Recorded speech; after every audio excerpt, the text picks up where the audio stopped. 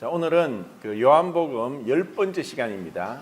요한복음 6장 28절부터 40절까지 말씀이고, 주제를 어떻게 하여야 하나님의 일들을 하오리까라는 28절 그 질문으로 교제를 하겠습니다.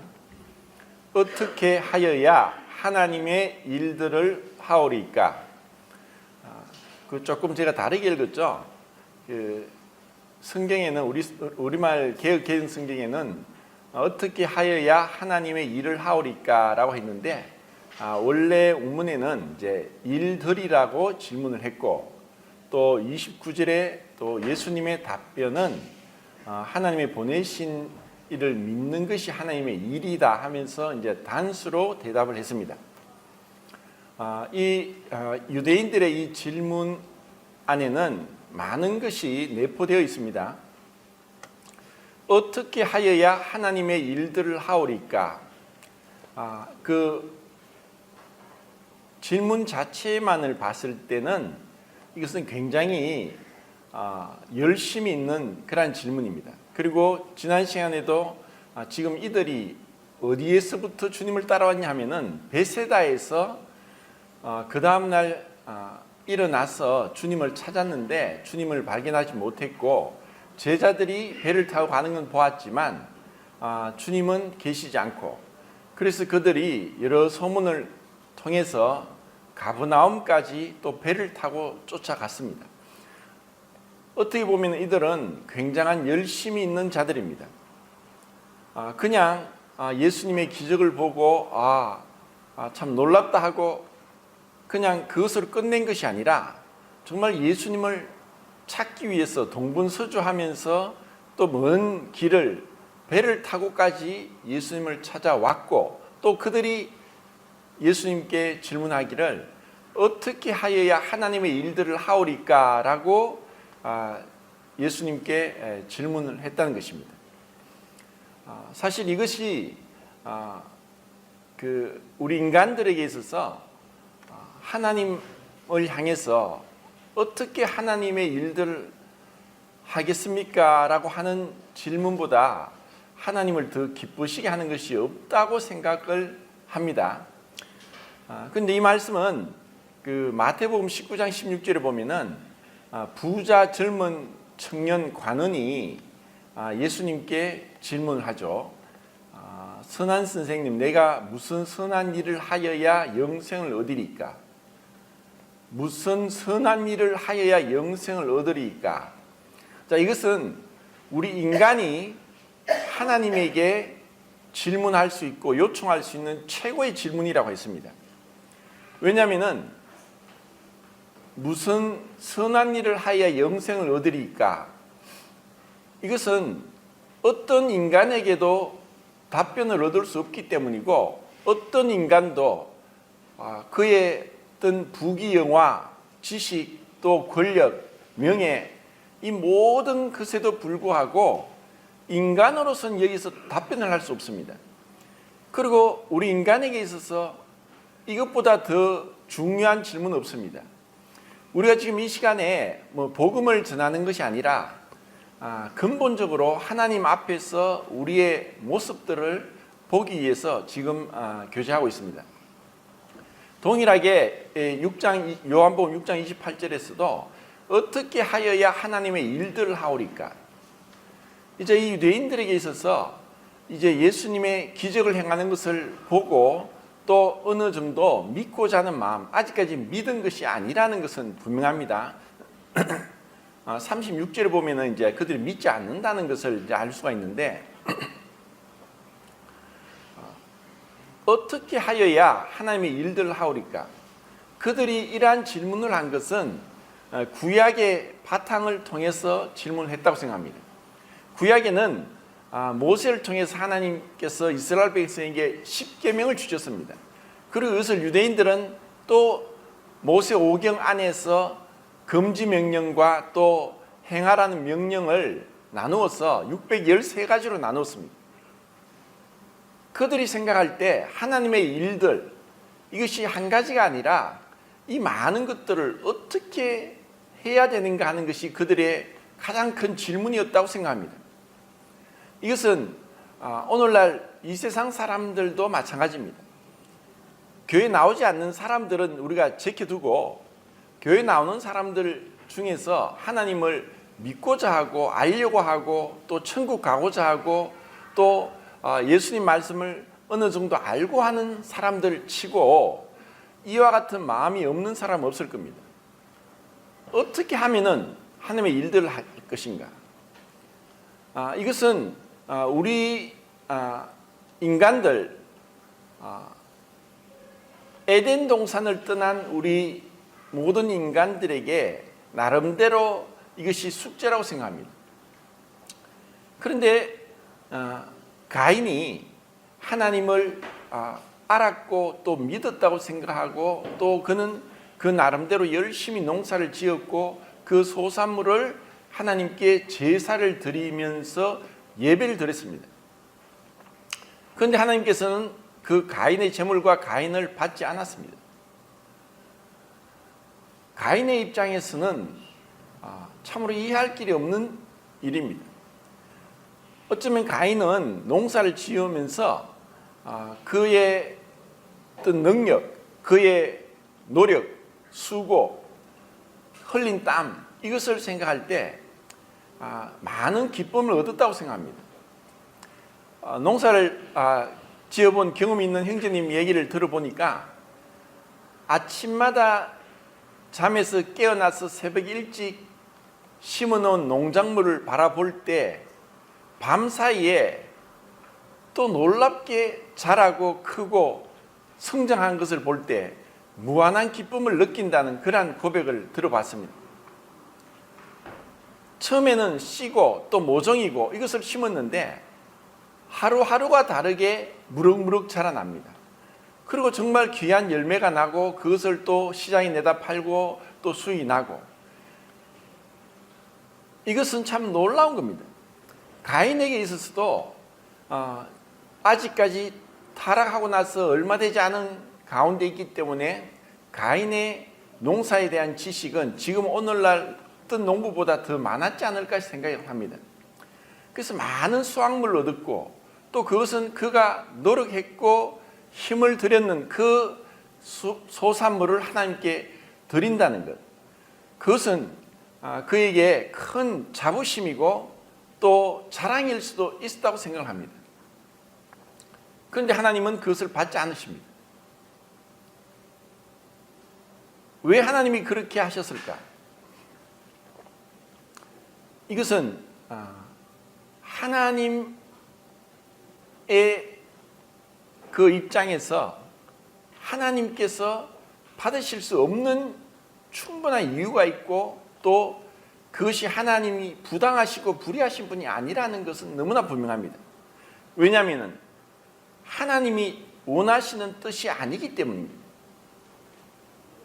하나님의 뜻을 알지 못하고 자기의 의를 세우려고 힘써 하나님의 의를 복종하지 아니하였다 하고 로마서 10장의 유대인들에 대해서 얘기를 하고 있습니다. 유대인들은 하나님을 알고 있었습니다. 계명을 알고 있었습니다. 그리고 어떻게 하나님께 제사 드리는지도 다 알고 있었습니다. 그런데 왜 그들이 예수님을 믿지 않았을까? 왜 그들이 예수님을 뜻을 헤아리지 못했을까? 예수님은 29절에 답변을 하십니다. 그들은 많은 일들을 생각했고 그런 계명들을 생각했고 그것을 행하라는 말씀, 하지 말라는 말씀, 이러한 것들을 그들이 알고 있었다고 생각합니다.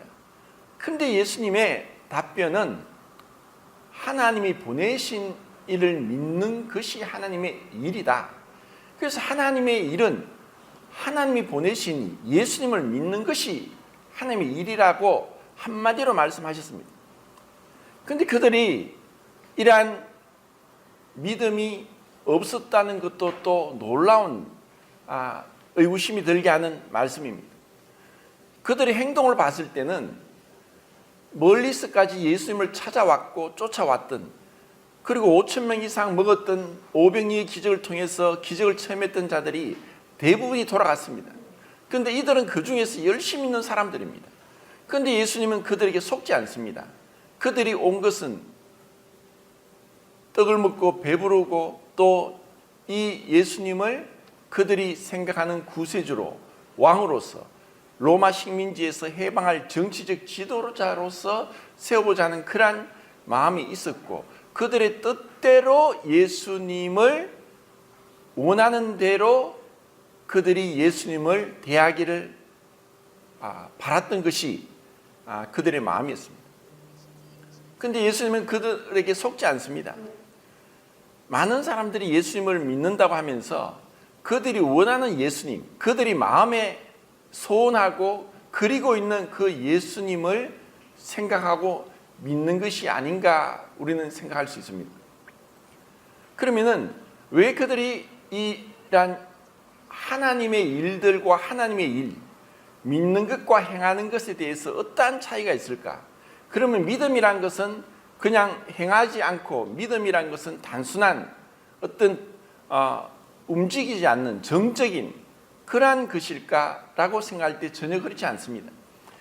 여기 원문에서 예수님께서 말씀하신 하나님의 보내신 자를 믿는 것 할 때 이 믿는다는 이 동사의 그 시제가 가정법 현재 시제입니다. 피스티의 테스라고 해서 이것은 머물러 있는 것이 아니라 계속적으로 믿는 것을 얘기합니다. 만약에 한번 믿고 끝냈다고 하면은 부정과거 시제로 그냥 믿은 것으로 말씀하셨을 것이지만, 주님은 계속해서 믿는 이 동적인 것이고 그리고 계속 진행되고 있는 것을 얘기합니다. 그래서 요한복음에는 그 믿음이란 피스티스 명사형이 하나도 나오지 않고 98번이나 동사형을 계속 시제를 바꾸어 가면서 말씀하고 있습니다.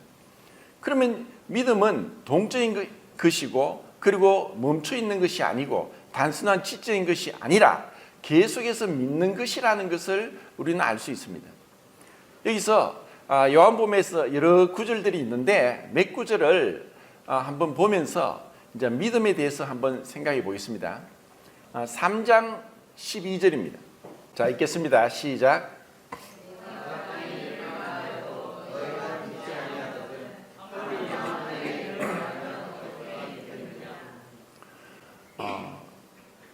믿음은 우리가 살아가는 이 땅에서 삶에 있어서도 가장 기본적인 것이고, 믿음이 없이는 이 땅에서 삶이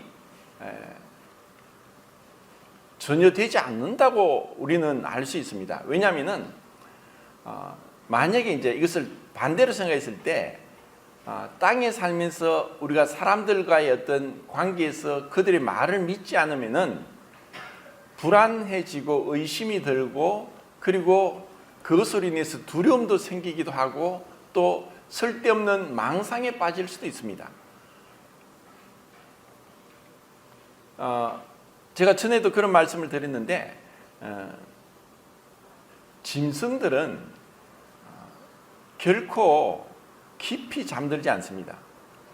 왜냐하면 이 야생의 세계는 약육강식의 세계고 피식자와 포식자의 그 먹이 사슬 가운데 있기 때문에 특별하게 강한 동물들, 먹이 사슬의 최상위에 있는 이러한 동물들 외에는 항상 그 자기를 공격하는, 자기를 먹고 자는 그러한 더 강한 짐승들이 있기 때문에 깊이 절대로 잠들지 않습니다. 항상 경계를 합니다. 깊이 잠든 것 같을지라도 어떤 소리에, 냄새에, 어떤 그런 상황에 발딱 일어나서 공격을 하거나 도망을 가거나 이런 자세를 취합니다. 그런데 우리 사람은 어떠냐? 만약에 이렇게 짐승들처럼 이렇게 우리가 잠을 자라고 하면은 우리는 피곤해서 못 살 겁니다. 깊이 잠을 못 잘 겁니다. 우리가 깊이 잠을 자는 것은 어느 정도 믿음이 있습니다. 내가 이렇게 잠을 자도 나를 해칠 사람도 없고 내가 위험하지도 않을 거다. 이런 믿음이 있습니다. 그리고 우리가 살아가면서 어떤 얘기를 들을 때 그것을 믿음으로 믿고 생활을 합니다. 그렇기 때문에 우리가 이 땅에서 믿음이 없이는 사실 불안해서 살 수 없고 의심이 들고 또 여러 가지 생각들이 너무 많아서 믿음이 없이는 이 세상에서 살 수 없습니다. 그런데 예수님 말씀에는 내가 땅의 일을 말하여도 믿지 않는데, 예수님께서 지금 하신 말씀에 있어서 그분이 행하신 것, 지금 앞으로 몇 군데 찾아보겠는데 정말 그들에게 있어서는 무엇인지 모르게 예수님에 대한 그 의심을 하고 반대를 하고, 그리고 그들이 계속 공격을 하고 있는, 그리고 비방을 하고 있고 판단을 하고 있는 그런 모습을 봅니다. 자, 5장을 보겠습니다. 5장 38절, 39절, 40절. 시작.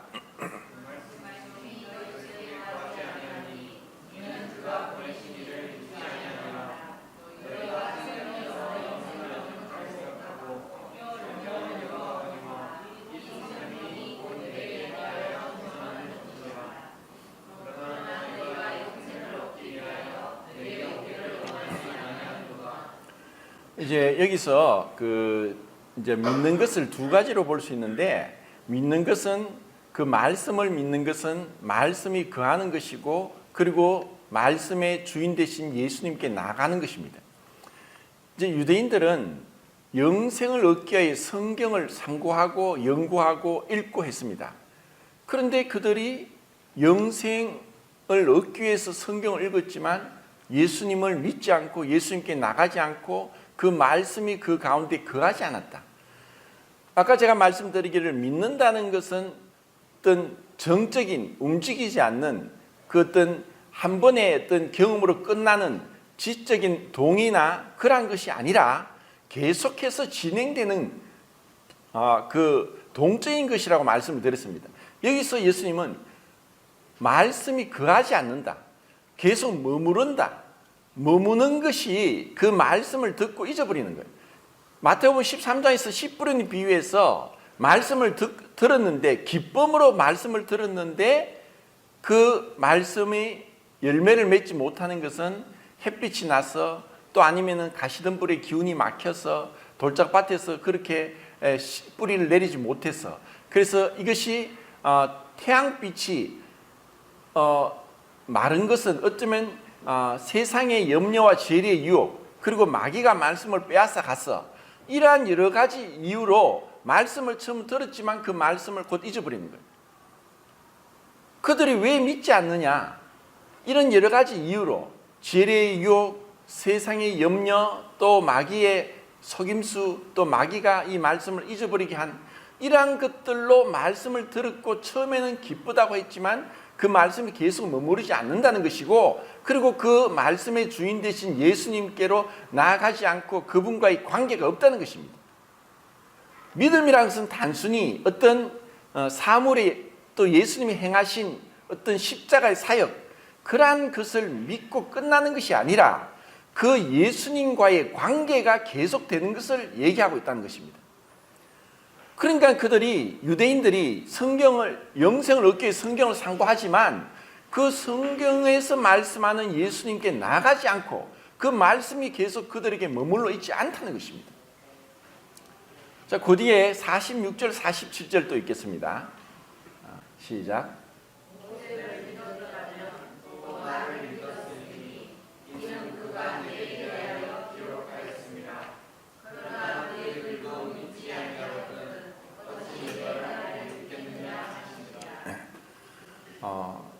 모세의 글은 이제 모세오경을 지금 얘기하고 있고, 그들이 모세오경을 어릴 때부터 배우고 다 알고 있습니다. 그런데 정말 이해가 안 되는 것이, 유대인들이 이렇게 하나님의 말씀, 그 주옥 같은 모세오경의 말씀을 읽고 듣고 공부하고 암송하고 함에도 불구하고 믿지 않는다는 것. 이것은 무엇을 말하느냐 하면은, 오늘날에도 수많은 교회가 있고 교회 안에 수많은 사람들이 교회를 다니고 있습니다. 근데 그들이 다 믿느냐? 이것은 마치 유대인들 가운데 믿은 사람이 있고 믿지 않는 사람이 있듯이 오늘날 많은 교회 안에서도 수많은 사람들이 있지만 정말 그들에게 믿음이 있느냐 없느냐라는 그 의문과 똑같다고 생각합니다. 예수님에 대해서 알고 교회 다니는 사람 치고 예수님에 대해서 일반적인 기본적인 지식이 없는 사람이 없습니다. 그런데 그들이 다 구원받고 천국 가는 자라냐고 할 때 그렇지 않다는 것이 우리의 참 슬픈 현실입니다.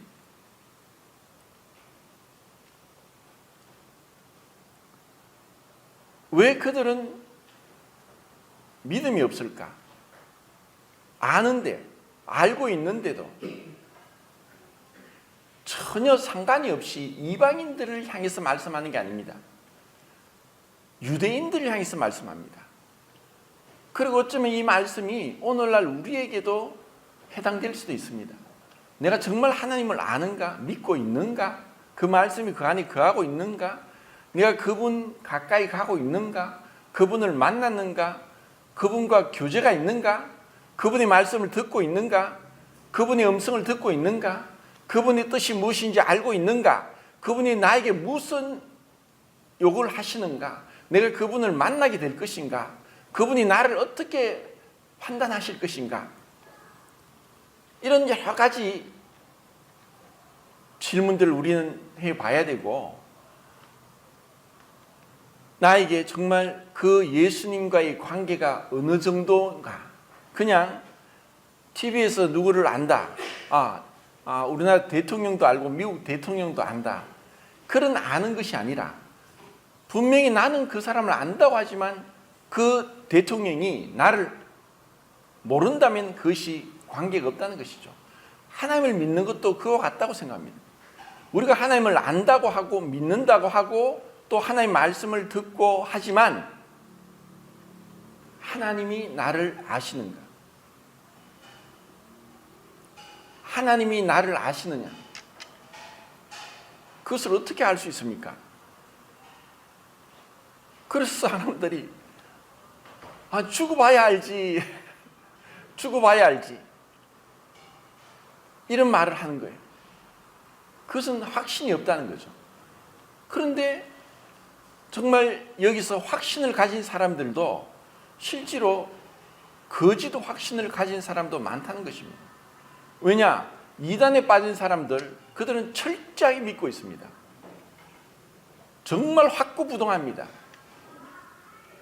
저도 이단에 빠진 사람들과 많이 교제를 해봤는데 정말 대화가 되질 않는 거예요. 7장 5절에 보면은 찾지 않겠습니다. 예수님의 가족들, 동생들 4명이 있었죠. 그들도 예수님을 믿지 않았습니다.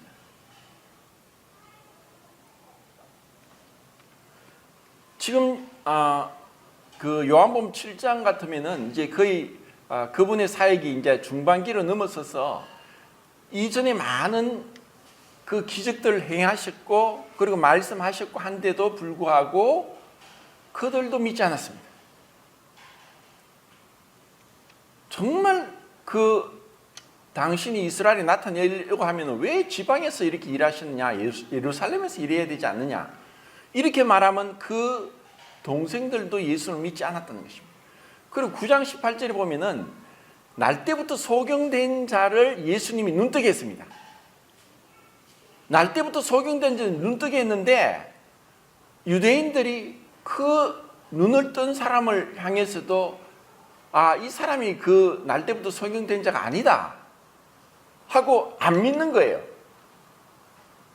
그래서 결국은 그들의 그 날 때부터 소경된 자, 눈을 떠 있는데 그 부모들한테까지 찾아가서 이 사람이 정말 당신 아들이 맞느냐? 이 사람이 정말 날 때부터 소경된 자가 맞느냐? 하고 부모들에게 따지면서 믿지 않으려고 악심을 품고 이것을 부정하려고 하는 그런 강한 마음으로 계속 이 9장에서 이런 그 논쟁이 계속 진행되고 있습니다. 아니 이렇게까지 분명히 그 날 때부터 소경된 자가 거지처럼 그냥 그 길거리에 있어서 그가 아무것도 할 수 없는 그런 모습을 다 사람들이 알고 있는데 이 사람을 예수님이 눈을 뜨게 해줬어요. 그 놀라운 일이 났죠. 그런데 이것을 부정하는 거예요. 안 믿겠다는 거예요. 이건 아니다. 이 사람이 아니다. 그 사람이 아니다. 이렇게까지 부모들에게까지, 그러니까 부모도 뭐라고 하느냐, 아니 그가 장성하였는데 본인에게 물어보시오. 왜 그런 말을 하느냐. 그들이 만약에 예수님을 그리스도라고 하면은 그 유대교회에서 쫓겨나기 때문에 그 부모들이 그렇게 답변을 한 거예요. 자, 12장 37절 보겠습니다. 12장 37절. 시작.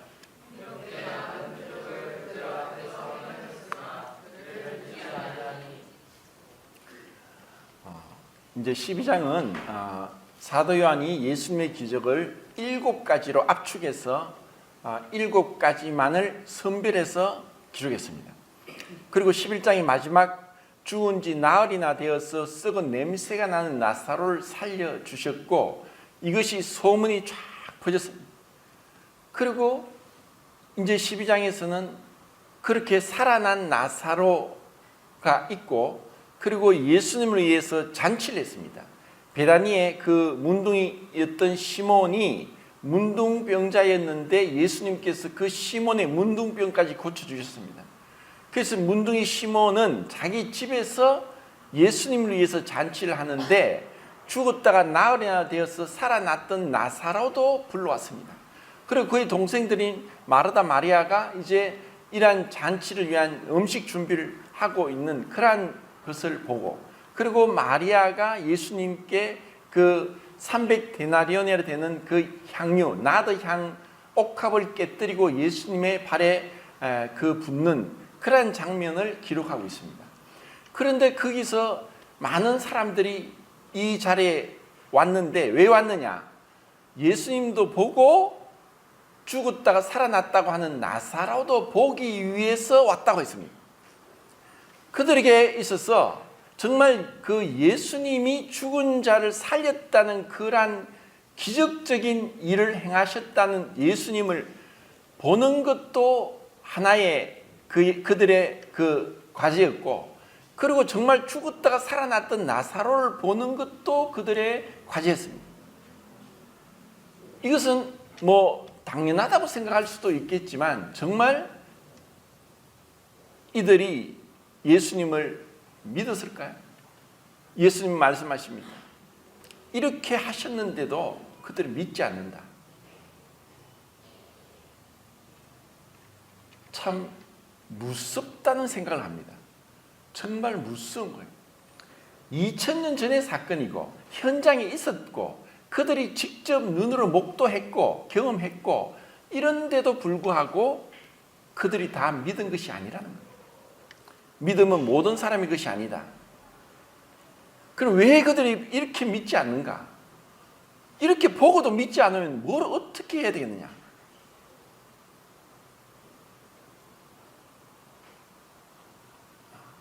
제가 좀 전에 그 가인에 대해서 말씀을 드렸는데 가인도 하나님을 믿었으니까 농사를 짓고 그 농산물을 하나님께 제사를 드리고 예배를 드리지 않느냐라고 할 수 있습니다. 그런데 하나님은 가인이 믿음이 없다고 하는 것입니다.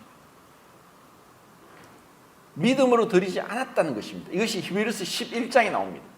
아벨은 믿음으로 제물을 드렸지만 가인은 믿음으로 드리지 않았다는 것입니다. 믿음으로 하지 않는 것. 그러면 이렇게 믿음이 어렵다면 누가 과연 믿을 수 있느냐? 어떻게 우리가 믿는지 안 믿는지 어떻게 또 알 수 있느냐? 정말 나의 믿음은 하나님이 계산하시고 인정하시고 받아들이시는가? 가인처럼 어떻게 보면 가인은 행복한 사람입니다. 왜냐하면 자기가 열심히 농사를 지어서 그 소산물을 하나님께 바쳐서 제사를 드리고 예배를 드렸다는 거죠. 그런데 하나님이 받지 않았다는 것이 어떤 식으로 받지 않았는지는 기록되지 않았지만 그도 알았습니다. 아, 하나님이 나의 제사를 받지 않았구나. 그런데 우리는 어떻습니까? 얼마나 많은 사람들이 예배를 드립니까? 그럼 오늘 내가 예배를 드렸는데 나의 예배를 하나님이 받으셨습니까? 어떻게 받으셨습니까? 하나님이 받으신 걸 어떻게 압니까? 내가 예배를 드렸는데 가인보다 덜 노력했고 덜 수고했고 덜 시간도 들였고 그냥 아침에 일어나서 평상시와 똑같이 그냥 옷을 입고 와서 주일날마다 일주일마다 돌아오는 예배 시간에 교회에 와서 예배를 드리고 뜻과 잔을 대하고 찬송하고 그렇게 기도하고 했는데 하나님이 그것을 받으셨습니까? 그것을 어떻게 압니까? 참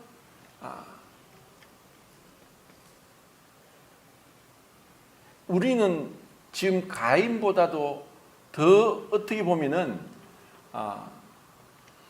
불행한 시대에 살고 있는지도 모릅니다. 우리의 이 믿음의 결과, 우리가 행한 것에 대한 그 결과는 아직까지 예를 들어서 시험을 쳤습니다. 시험을 쳤는데 나는 생각하기를 시험 잘 쳤다고 생각하는데 성적표가 나오기 전까지는 장담할 수 없습니다.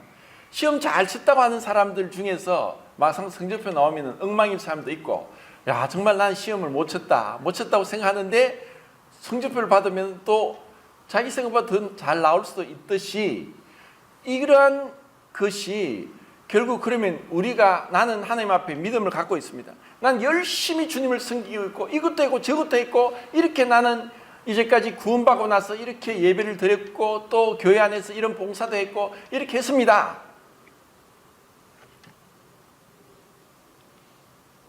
그것은 우리는 우리의 생각 속에서 내 착각 속에서 살 수 있을지도 모릅니다. 그 군대 갔다 오신 그 형제님도 알듯이 사격을 합니다. 군대에서는 일정한 간격으로 계속 사격 훈련을 하는데 사격을 해놓고 나서 그 사격 표라고 하죠. 그것이 내 앞에 오기까지는 나는 딱 맞춰서 정조준을 해서 쏘았습니다. 그래서 정말 잘 쐈다. 호흡도 딱 안정되었고 그리고 흔들림도 없었고 그리고 정확하게 보고 내가 쏘았으니까 정확하게 그 명중했을 것이다. 그렇게 생각하죠. 그런데 정말 그 사격표가 앞에 다가와서 그 사격이 명중되었는지 몇 점대에 맞았는지를 보기 전까지는 확신할 수 없는 거예요. 그럼 만약에 지금 우리의 믿음이 내가 지금 생활하고 있는 믿음이 정말 그때까지 가봐야 알 건가? 그러면 어떻게 우리는 여기서 어떻게 해야 될 거냐? 창세기에서 그 가인이 자기의 제사를 받지 않은 하나님 향한 분을 아벨에게 퍼붓습니다. 왜냐하면 비교가 되니까. 자기 동생인데 동생은 양의 첫 새끼와 기름으로 하나님께 제사를 드렸는데 하나님이 동생의 제사를 받으셨다는 걸 알았습니다. 그런데 그것이 그냥 그것으로 끝나는 것이 아니라 가인이 아벨을 죽이는 최초의 살인이 일어났다는 것입니다. 그리고 가인은 하나님 앞을 떠났습니다. 그러면 하나님 앞을 떠나서 마음대로 살았죠. 그런데 그가 그냥 마음대로 살았다고 할 수 없는 것은 그의 후손들이 지금의 문명을 일으킨 자들이 그의 후손들입니다. 그는 어쩌면 나름대로 세상에서 열심히 살았고 인정받았고 어떤 업적을 이루었고 그러한 일을 했음에도 불구하고 하나님 앞을 떠났다는 것입니다. 그런데 그렇게 다 그의 후손들이 문명을 이루고 세상의 권력을 차지하면서 그렇게 살고 있을 때 에노스 때 비로소 여호와의 이름을 불렀더라라고 합니다. 에노스. 에노스가 무슨 뜻이라고 했습니까? 죽어야 될 자라는 뜻입니다. 언제 하나님의 이름을 부르느냐? 그래서 언제 그분을 믿고 그분께 나아가느냐? 내가 죽어야 될 자란 걸 아는 겁니다. 아벨이 어떤 마음으로 양의 첫 새끼에 기름을 들었느냐? 나는 죽어야 될 자입니다. 자기가 하나님 앞에 자기의 모습을 본 것입니다. 제가 오랜 시간 복음도 전하고 또 교제도 많이 하면서 지금은 그렇지 않지만 코로나 이전까지는 병문안을 많이 갔고 또 병문안을 가면서 뭐 이 대구에 아닌 우리 교회가 아닌 다른 여러 지역 교회에 있는 성도님의 부모나 자녀들 또 가족들 중에서 대구에 있는 가까운 병원에 입원해 있고 또 말기암 환자고 이제 뭐 돌아가실 때 얼마 되지 않았고 또 아니면 큰 수술을 했고 또 굉장히 위험한 상황이고 때로는 중환자실에까지 있어서 그 시간을 하루에 2번 30분 면회가 가능한데 그 시간까지 기다렸다가 들어가서 면회도 하고 그렇게 복음도 전하고 했는데 모든 사람이 다 이 예수님의 복음을 받아들이지 않더라는 것입니다. 그들이 이제 곧 있으면은 죽을 운명이고 정말 이제는 상황이 완전 끝까지 갔고 먹지도 못하고 그 고통의 끝도 없고 수술도 하고 또 병원에 치료도 했지만 이제는 병원에서도 포기한 상태고 나가야 될 그런 상태인데 이 복음을 받아들이지 않더라는 것입니다.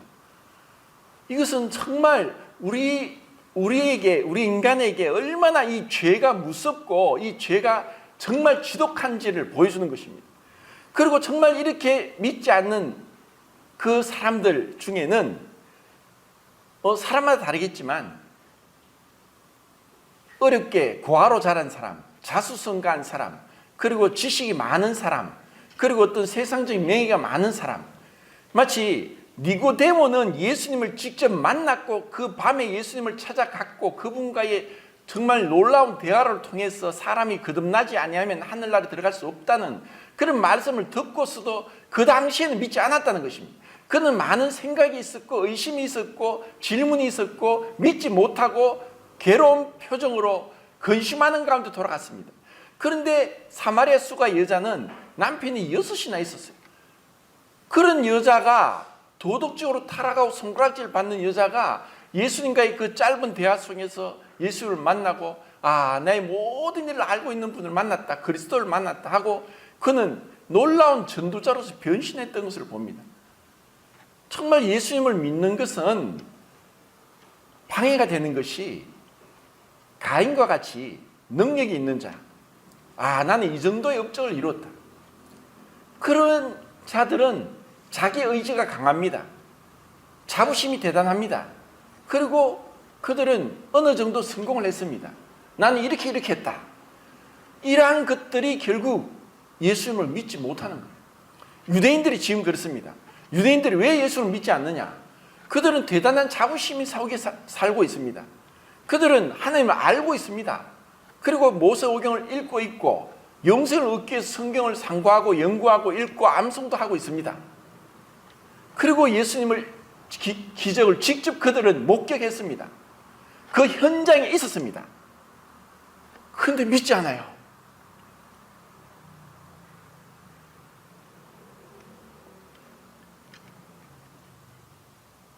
그럼 우리는 어떻게 믿었습니까?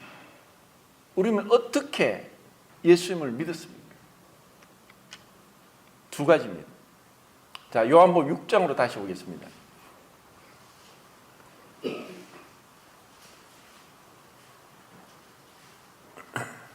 6장에는 두 번째, 세 번째, 네 번째 질문이 있습니다. 28절에 어떻게 하여 하나님 일들을 하오리까 라고 있고 30절에 그러면 믿게 하는 표적이 무엇입니까? 하고 또 표적을 또 보여달라고 합니다. 그리고 34절에 예수님이 떡에 대해서 말씀하니까 이 떡을 항상 우리에게 주십시오 하고 또 얘기를 합니다. 자, 그들의 마음에는 예수님이 오병이어 기적을 행했는데 그들이 이제 모세를 들면서 얘기합니다. 당신은 하루 한 끼의 식사를, 그것도 5,000명, 남자 5,000명만 먹는 한 끼 식사를 베풀었다. 하지만 모세는 200만 명이나 되는 사람들을 40년 동안 200만 명 되는 이스라엘 백성들을 먹였다. 자, 이게 이렇게 얘기하는 것은 무엇을 의미합니까? 예수님의 그 기적을 그들은 과소평가하고 비하시키고 있습니다. 당신 모세보다 못해.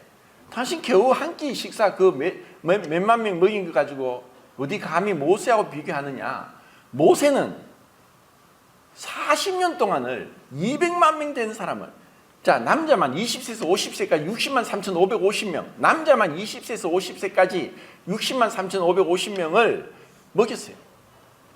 근데 그 여자들, 더 어린 아이들, 그리고 나이 50세 이상 되는 남녀노소 얼마나 많습니까? 그러니까 비교하는 거예요.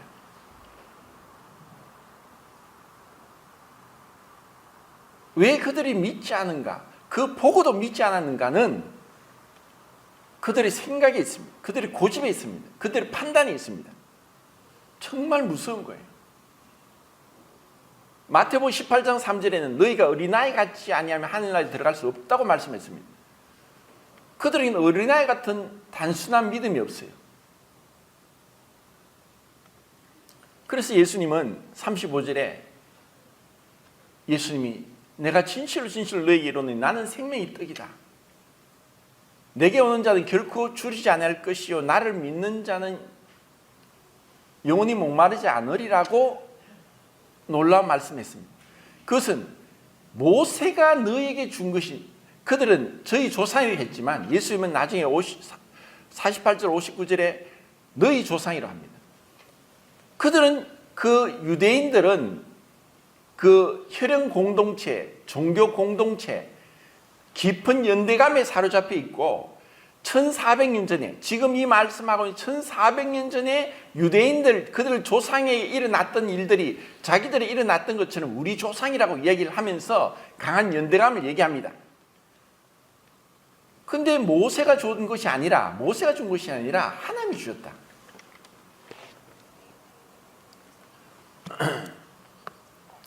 하나님이 그 주셨다. 그런데 그 만나는 먹고도 죽었지만 나는 생명의 떡이다. 나는 내게 오는 자는 결코 줄이지 않을 것이요 나를 믿는 자는, 결국 여기서도 요한복음 5장의 말씀처럼 믿는 것은 예수님께 가는 것입니다. 예수님과의 관계를 맺는 것이고 그분을 만나는 것이 믿는 것이라고 했습니다. 믿는 것이 단순히 내가 믿었다로 끝나는 어떤 이례적인 것이고 끝나는 것이 아니라 계속적으로 그분과의 관계 속에서 만남을 얘기를 하고 있습니다. 내게 오는 자는 영원히 목마르지 아니하리라. 이제 정말 그분을 만났다면은, 그분을 알고 만났고 믿었다면은 우리의 인간의 가장 궁극적인 이 배고픔, 주림, 목마름, 갈증, 그리고 뭔가 만족되지 않는 불만족들, 뭔가 계속 필요한, 계속적으로 우리 인생은 필요의 연속입니다.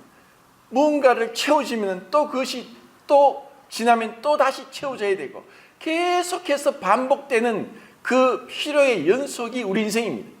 그런데 예수님을 믿었고 만났고 그분을 알게 되었다면은, 이제는 나는 결코 줄이지 않고 영원히 목마르지 않구나 하는 것을, 그분의 생명의 떡을 이제는 내가 떡을 믿었고 먹었고 만났고 가까이 갔구나 하는 것을 알게 된다는 것입니다.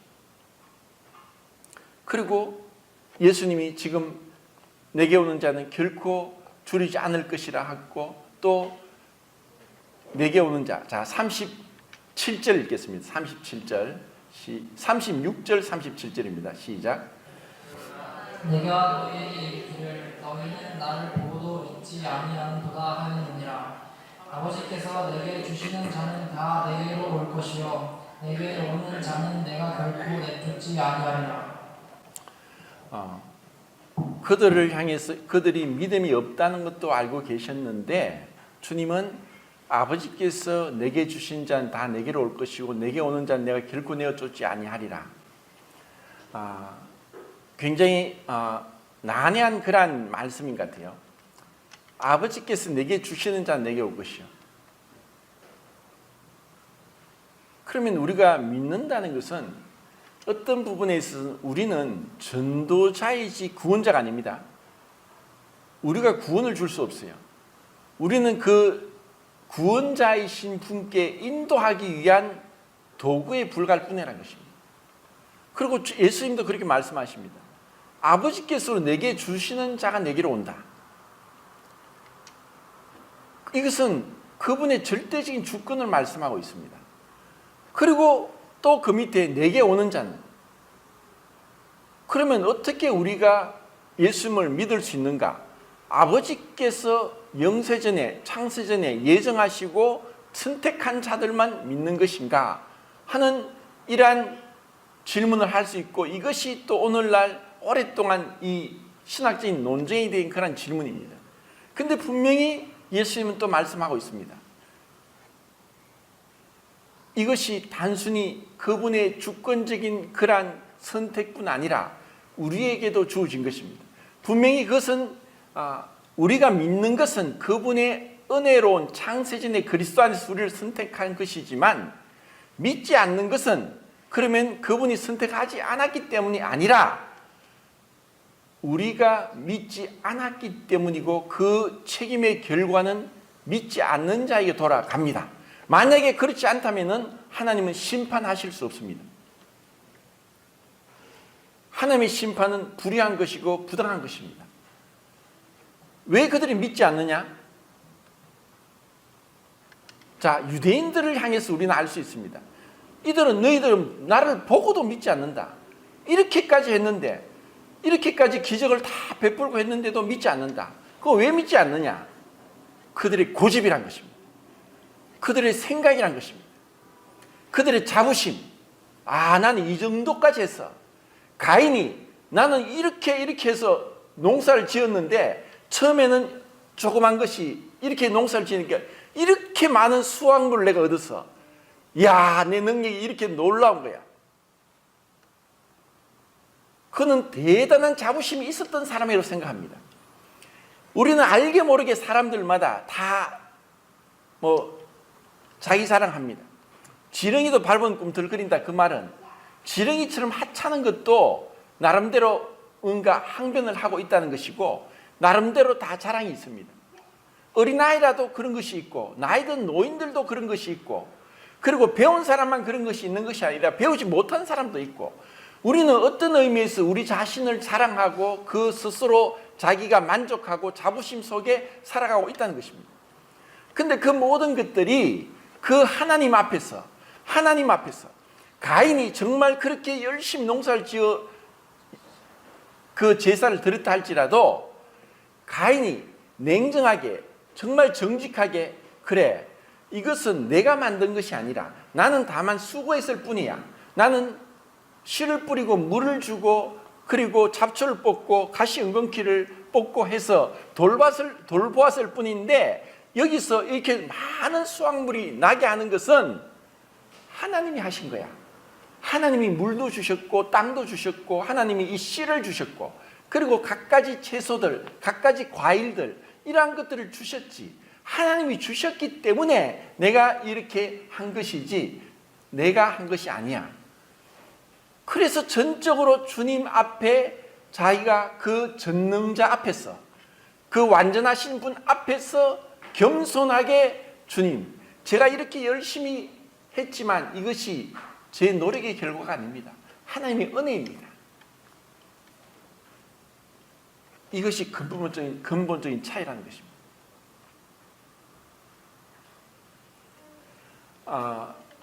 제가 예배 시간에 그 말씀이 이제 떠올랐습니다. 베드로는 갈릴리 그 바다에서 뼈가 굵은 사람입니다. 어부입니다. 그의 온몸에 어부 냄새가 나는 사람입니다. 그리고 그 갈릴리 바다는 크지 않습니다. 은밀함의 호수죠. 가로 세로가 거의 한 23km고, 남북으로 23km고 동서로 한 11km밖에 안 되는, 뭐 밖에 안 된다 하지만 굉장히 이제 넓은 호수죠. 거기서 어디에 언제 어느 몇 시에 어디로 가면은 고기를 잡는다는 건 모를 리가 없는 사람입니다. 웬만하면 다 알고 있습니다. 근데 밤이 맞도록 그물을 던졌는데 한 마리도 못 잡았어요. 근데 그 바닷가에서 예수님이, 그분은 목수의 아들입니다. 그분은 30년 동안 아버지 요셉을 따라서 나무를 깎고 다듬고 하는 목수 일을 하셨습니다. 어부인 베드로가 봤을 때 예수님은 자기 볼 때 초짜입니다. 근데 예수님이 배 오른편에 그물을 던지라 했을 때 말할 수 없는 물고기를 잡는 거예요. 베드로는 정말 어린아이 같은 마음이었습니다. 아니, 뭐 실수로 그랬겠지. 아니, 고기 잡는 건 내보다 더 나을 사람이 없어. 어떻게 감히 예수님이 누군데 그렇게 그것을 우연히 그릴 수도 있어. 이렇게도 생각할 수 있었겠지만 베드로는 정직한 사람이었어요. 주여, 나를 떠나소서, 나는 죄인으로서이다. 정말 정직한 거예요. 자, 요한복음 16장 9절 말씀은 성령에 대한 말씀인데, 죄가 뭐냐? 죄가 뭡니까? 나를 믿지 않는 것이 죄다.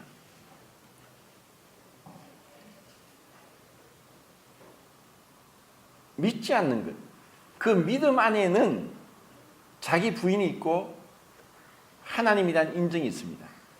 그리고 순종이 있습니다. 그리고 회개가 있습니다.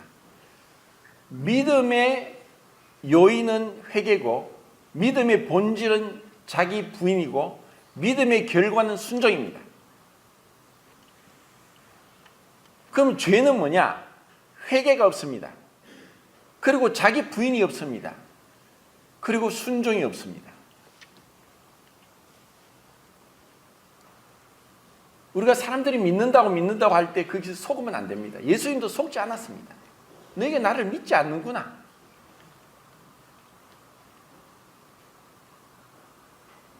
여전히 자기 자랑, 자기 자부심 속에서 나는 이 정도로 했는 사람이야.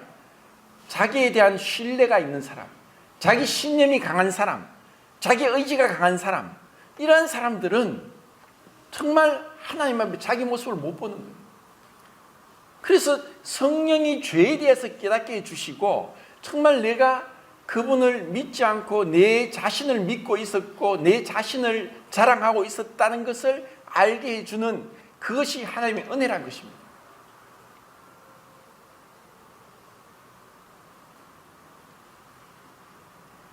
그 십자가의 은혜, 그 주님의 나 자신의 모습을 보게 해주는 은혜, 내가 얼마나 철저한 죄인인지, 지옥 가도 싸는 사단은 지옥 갈 수밖에 없는 죄인이란지, 철두철미 내 앞에 얼마나 큰 죄가 나를 사로잡고 있는지, 스스로 이것을 아무리 해도 씻을 수 없는 죄인이란 것을, 용서받지 못할 죄인이란 것을 깨닫지 못하기 때문에 믿지 못하는 거예요.